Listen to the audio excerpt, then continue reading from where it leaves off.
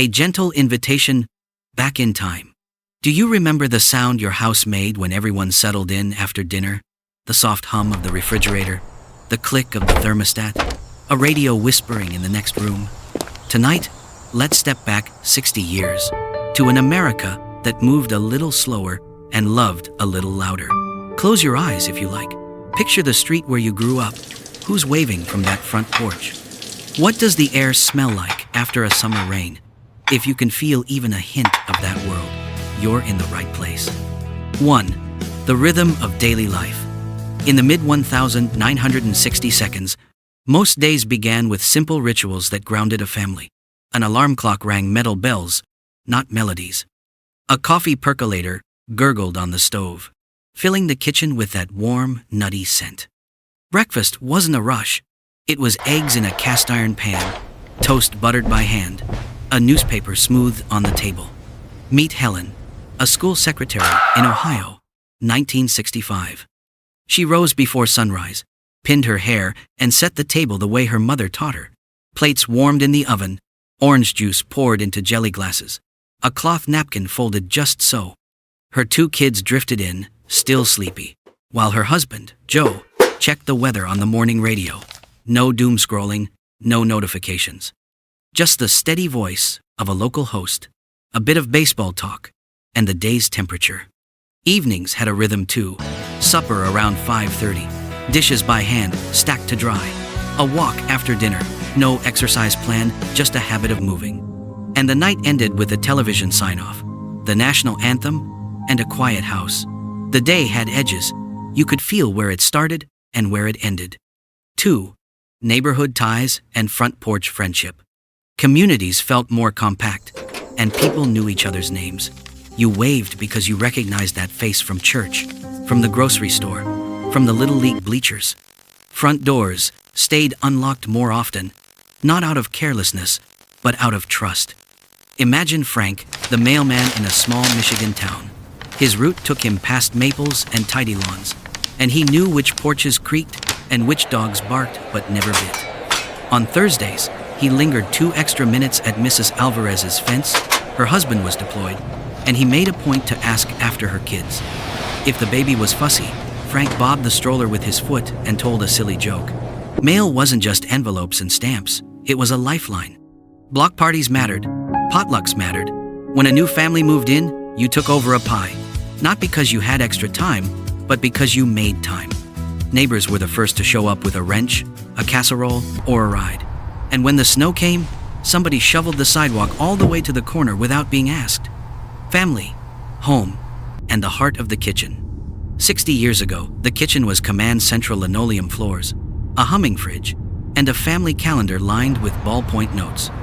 Meals were less about recipes from a screen and more about memory. Meatloaf on Mondays, spaghetti on Wednesdays, fried chicken on Saturdays you could smell from the porch. Leftovers had a second life, tucked into wax paper and sent to school in a brown bag.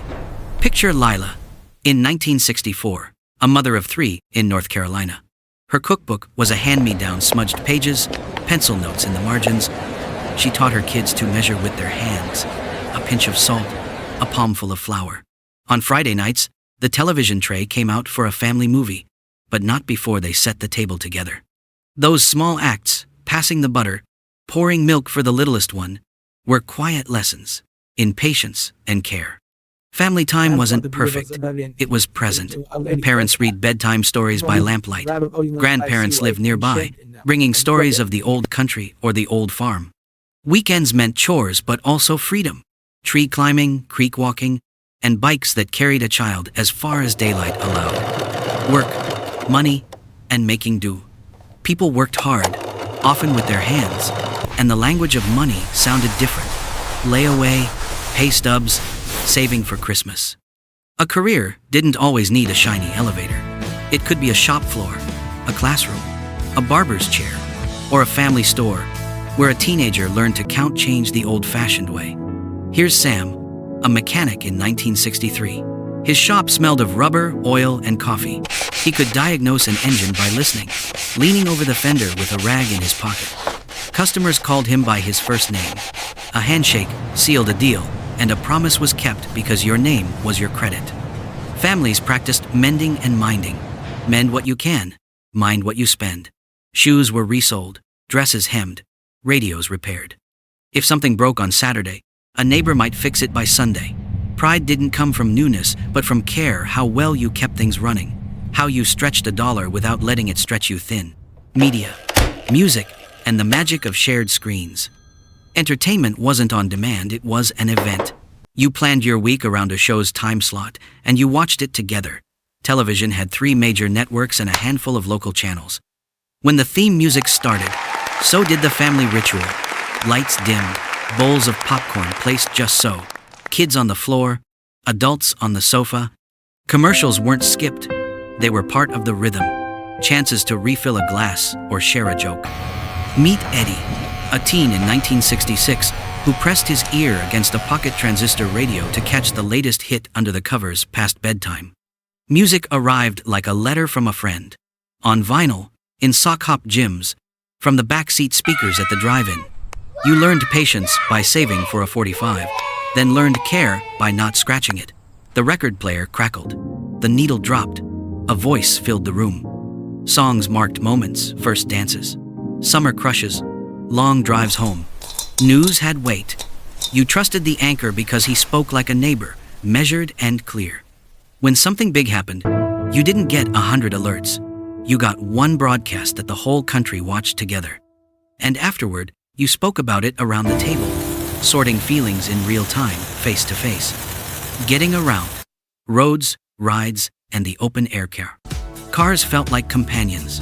They had character, chrome smiles, bench seats, generous trunks for fishing rods and picnic baskets. Road maps lived in the glove box. A trip meant unfolding those creased highways across your lap and tracing routes with a fingertip. Think of Rose and Walter, empty nesters in 1962, steering their sky blue sedan along a 2-lane highway toward a lakeside cabin. They didn't pack a schedule. They packed sandwiches wrapped in wax paper. Gas stations offered full service. A tap on the window. Check your oil today? The windshield was wiped. The tires were topped off. And as the attendant leaned in, you swapped local news and a laugh before pulling back onto the road. Air travel felt more ceremonial: dress shoes, a hat, a sense of occasion. Buses and trains stitched small towns to big cities. And a long walk wasn't a fitness trend. It was how you got to the corner store, to school, to your friend's porch. The world felt big, but it was also local, stitched together by footsteps and friendly waves.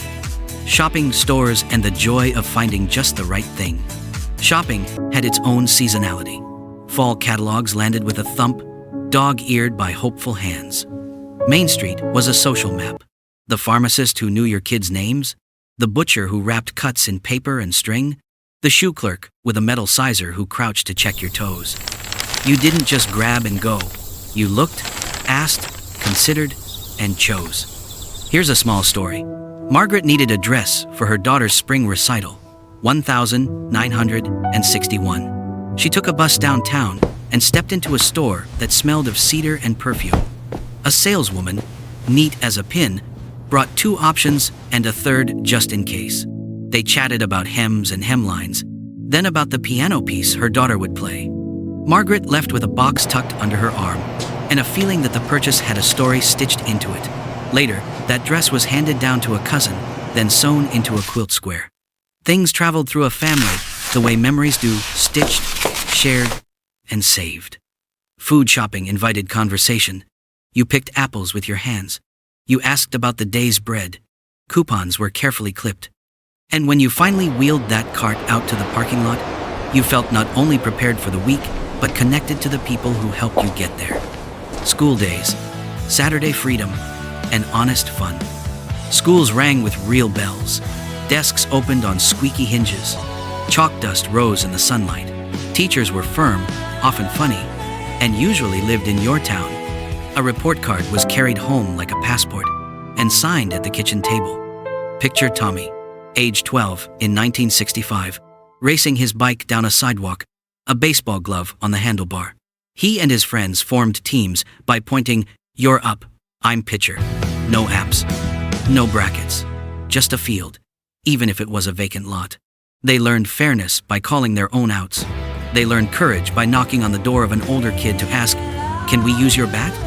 If a ball rolled under a fence, everyone scrambled to help retrieve it, because the game belonged to the whole group. Saturday morning had its rituals, cartoons, chores, and freedom by noon. Kids were told, "Be back by supper," and most of them were. Scraped knees were washed, not dramatized. A lemonade stand wasn't a business plan. It was a sunlit hour of practicing hello and thank you. 9. Faith, civic life, and the shared calendar. The week was tied together by a shared calendar: church on Sunday, a town meeting on Tuesday, a school concert on Thursday. These weren't just events, they were anchors. People disagreed, of course, but there was a habit of showing up in the same room and hearing each other out. It wasn't always easy. It was often worth it. Consider Mr. Jenkins, a Korean War veteran, who led the pledge at a Rotary luncheon. He didn't talk much about himself. He asked after your parents, your neighbor, your kid who just enlisted. When the town needed funds for a playground, he passed the hat and dropped in the first bill. Civic pride wasn't a slogan. It was a practice: painting the fence at the ballpark, organizing a bake sale, clapping for the high school band, even if your own were long graduated.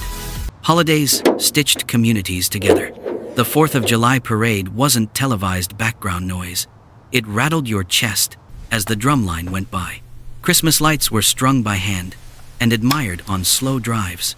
Thanksgiving tables combined recipes and stories, and everyone brought something, even if it was just an extra chair. Quiet lessons we carried forward. Life 60 years ago wasn't perfect. No era is, but it offered lessons that still shine. Make time for the people under your roof. Learn the names on your street. Save up for what matters. Fix what you can. And let entertainment bring you together instead of pulling you apart.